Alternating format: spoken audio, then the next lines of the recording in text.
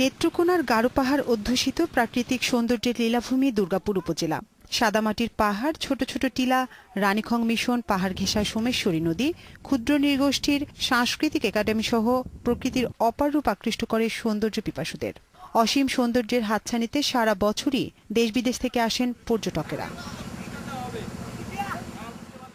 তবে নিম্নমানের সংস্কারের কারণে দুর্গাপুর শ্যামগঞ্জের ৩৭ কিলোমিটার সড়কটি এখন বেহাল।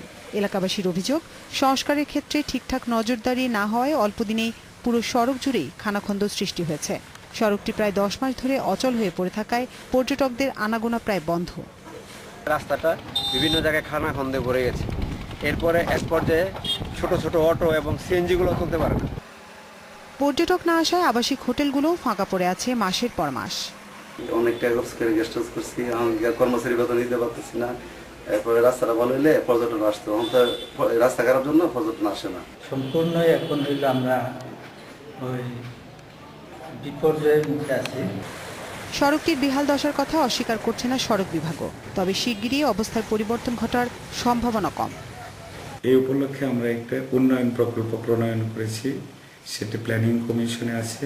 আমরা আশা করছি অতি দ্রুত এটি পাশ হয়ে যাবে এবং এই উন্নয়ন প্রকল্পটি পাশ হলেই আমরা পুনরায় জাতীয় মহাসড়কের মানে এই জেলা সড়কটিকে উন্নীত করব।